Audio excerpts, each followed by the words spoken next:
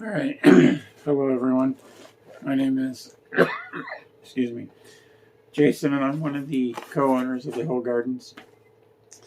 And we have temperatures in the 40s today, and I know everyone is getting that itch just to start their seeds. They think we're going to have an early spring. So what I'm going to talk to you about is when to start your seeds. Okay. The first thing you have to do, and let me get my Kindle here, is find out when your last frost date for your area is, okay?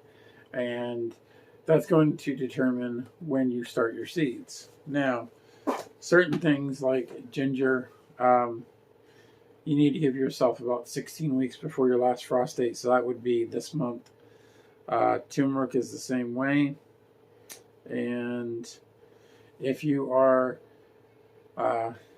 if you don't grow anything that takes that long 16-week time period to start indoors, then most of you are probably going to be starting in March. Now, to find your last frost date, you're going to go into Google or whatever you use for a browser or a search engine, and you're going to type in last frost date, okay? And let me show you what I come up with here.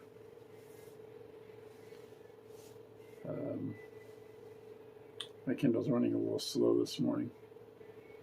Okay, and right here you can see it comes up, very first one, that's the one we use, is almanac.com. So I'm just going to click on that, and going to wait for the website to come up, and all you do is punch in your zip code. That's all you need to do. Okay, so right here there's a little search bar for you to enter in your zip code, and ours is 04742.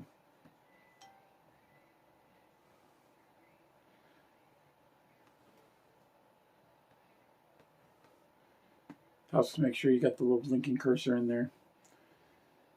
And right here it's going to show you your frost dates. Okay, so if you're going to look for the last frost date, it says July 2nd, because we tend to get a freeze on, just a mild freeze on July 1st. So we don't start putting our stuff until like the 2nd or 3rd of June for our warm weather stuff that a frost would kill.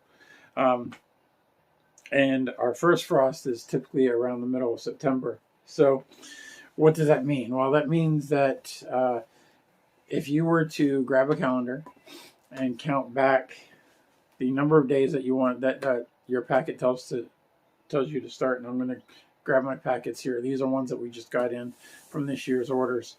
Grab a calendar and count back the number of weeks, not the number of months, but the number of weeks, because there's not exactly 4 weeks in a month. Okay, so I'm going to put my pen on the calendar on June 2nd, and I'm going to count back. And I have seeds here from Andrews, which are bulk. Those don't have any information on them. However, I do have M.I. Gardner from Michigan and Johnny's from Maine. Okay, and if you look on the back of the packet, it says some of these will tell you when to start sowing indoors. So let me get one that is, okay, here's a good one. Matt's Wild Cherry. Okay. 5 to 6 weeks before your last frost date, right up in here. Okay. So that means that when you go on the calendar for June 2nd, you're going to count back 6 weeks. I recommend going the longer of the two dates. So if it says 8 to 12, go 12 weeks. If it says 5 to 6, go 6 weeks. If it says 3 to 4, go 4 weeks. Okay. And here's another good packet where you guys can see it easier. This is for watermelon. You can see there, if the camera will focus, that very first line, it says start indoors 3 weeks before last frost, or if you're going to grow it in the ground, then just direct sow it. You need to do 1 to 2 weeks after the last frost. So that means that if our last frost is June 2nd, then we're going to start them the second week of May. So when you start looking at your peppers, your spicier peppers take longer to germinate. Those are going to take 3 to 4 weeks. So you're going to want to do the 12 weeks. So those would be the first week of March for us, for the area people who have June 2nd as their last frost date.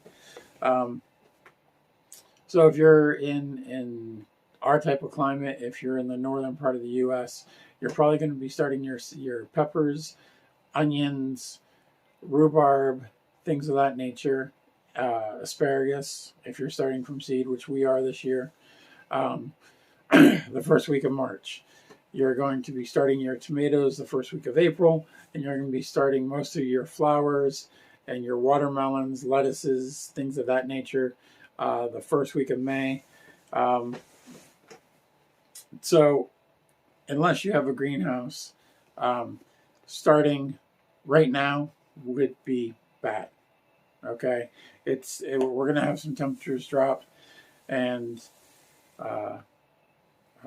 if you have a heated greenhouse, it's great. You guys can start now and have something growing in there and put them out. But for those of us who start little trays indoors and then we have to take them out, let them harden off for a week, don't start your seeds too early, because there's really not a chance of putting them out. If you try to beat the calendar and the frost and use frost cloth and all this stuff, and you start putting them out too early, you 1, wasted seed, 2, wasted time, 3, wasted electricity, because if you're putting them under grow lights, then you need to you've wasted that electricity because you're going to kill off your plants. So try not to beat the clock with your germination.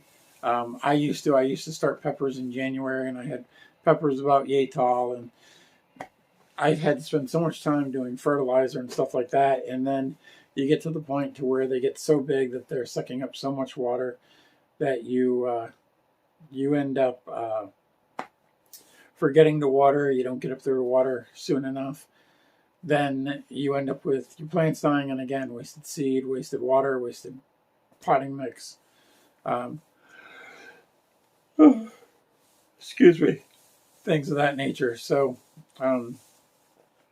plan accordingly. So if you get stuff in a frost in June like we do, then I wouldn't start for another few weeks. But get your seeds now, because it's getting hard to get seed. Some of the seeds we wanted to get are out of stock. We have received, they're really pushing hard this year for growing. We have received 2 catalogs in the past 3 weeks from Johnny's, and I really love growing with Johnny's.